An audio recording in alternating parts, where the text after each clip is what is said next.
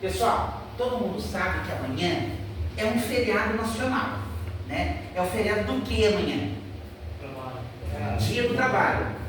Dia 1º de maio, Dia do Trabalho. Nós sabemos que acontece alguns protestos, reivindicações no mundo inteiro, porque é um feriado não só do Brasil, é um feriado em boa parte do mundo, né? É nos Estados Unidos, na Austrália, na Rússia, no Japão, no Brasil, nos Estados Unidos, enfim, é um feriado mundial. E esse feriado, ele é do trabalhador. Todos nós somos trabalhadores. A mulher pode pensar, algumas mulheres que não trabalham, que vivem, que fazem trabalho doméstico na casa. Ah, mas não é o meu dia, não sou lembrada, muito pelo contrário. Caiu nessa redação do Enem, na redação passada, do ano passado, falando justamente disso, desse trabalho que muitas vezes é invisível, que é o trabalho da mulher na casa. Imagina se as mulheres resolvem cobrar pelo trabalho que elas fazem na casa. Não é verdade? E olha quanta coisa, não é muita coisa, não é verdade? Olha quanta coisa que a mulher faz quando trabalha e executa na casa. Então, amanhã é o dia de todo mundo se sentir homenageado e, ao mesmo tempo, refletir sobre melhores condições de trabalho. Não é justo a gente vender a nossa força de trabalho e receber muito pouco por isso, não é verdade? Nós vendemos a nossa força de trabalho, essa é a grande verdade. E a gente tem que receber proporcional, não pode ser pouquinho. Isso se chama mais-valia. O que é mais-valia? É o valor da nossa força de trabalho. De repente, eu produzo numa fábrica, eu produzi ali R$1.000, mais esse R$1.000, na verdade, que eu fiz no dia, é como se fosse o meu salário do mês. Então, olha a diferença. Isso se chama mais-valia, né? Ou seja, a minha força de trabalho, ela vale muito mais do que isso, tá bom? E a gente sabe muito bem que quando a gente não consegue vender a força de trabalho, a gente é jogado do lado, não é isso? Ou é mentira? É verdade. Por isso que amanhã é um dia para a gente pensar. Há muito tempo atrás, na Inglaterra, aconteceu uma revolução no mundo.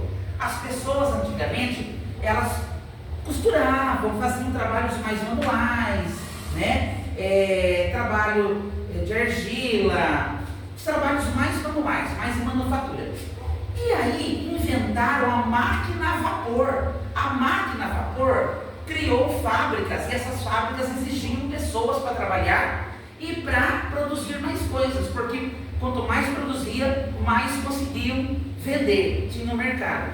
Nasce aí o que a gente chama de Revolução Industrial. Isso surgiu lá na Inglaterra entre 1760 e 1850.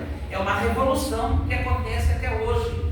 Essa revolução aconteceu praticamente quando começou a movimentar essa forma mercantil, nasce o capitalismo que até hoje sobrevive. Nós vivemos na era do capitalismo, né? Ou seja, os grandes donos de produção, eles vivem do lucro da grande maioria do povo, da grande maioria da população, tá bom? A máquina a vapor é o estopim para a Revolução Industrial, depois com a criação do motor a explosão, que foram aí também uma outra fase da Revolução, que foram criados os automóveis, e aí o homem começou a evoluir cada vez mais, não parou até hoje. Olha a informática, olha como é que está a tecnologia, né? Falamos do celular da ISA, que é bem sofisticado. Isso era impensado há 30 anos atrás, né? Muitas pessoas não tinham acesso ao celular há 30 anos atrás. Hoje quase todo mundo tem acesso. Ou seja, o mercado ele ficou mais democrático porque ele quer alcançar mais consumidores, ele quer vender mais. Esse é o princípio do capitalismo. E esses trabalhadores que ficavam muitas vezes 14, 16 horas trabalhando, esses trabalhadores, né, se sentiam explorados. O que aconteceram? Começaram a criar movimentos sindicais para reivindicar melhores condições de trabalho. Por quê? Começaram a sair da zona rural para vir para a cidade. É o êxodo rural, né? E vindo para a cidade começou a acontecer um inchaço das cidades. acontecer esse inchaço, além da precarização do trabalho, precarização da vida, da qualidade de vida. Onde é que as pessoas iam morar? Aí aumentou os lugares, por exemplo, insalubres, aumentaram os lugares, as moradias precárias, as favelas, tá bom? Porque os donos de produção querem apenas sua força de trabalho. Não estão nem aí para onde você vai morar, qualidade de vida, onde vai pôr seu filho, muito pelo contrário. Até as crianças eram usadas nas fábricas porque tinha a mãozinha menor e conseguia apertar um parafuso ali que a mão maior não conseguia. Então a criança também era usada para isso.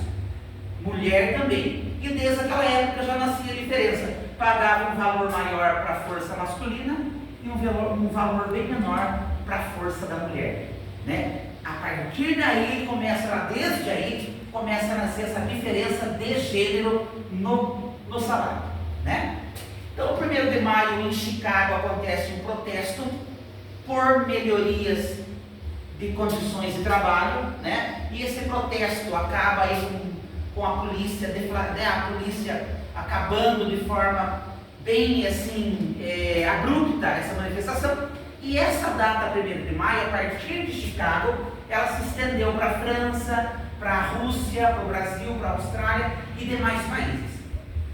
Então, e no Brasil, a partir de 1891, essa data foi usada também como estopim, movimentos socialistas, para deflagrar uma série de movimentos pedindo aí melhores condições de trabalho. Porque as condições eram precaríssimas.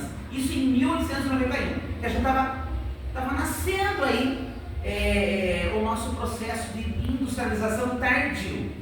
E aí, nós temos então um breve resumo do 1º de maio, amanhã, que é uma data que todo mundo deve se sentir homenageado, e não só homenageado, mas refletir. O que eu posso fazer para que a gente consiga democratizar o trabalho? Para que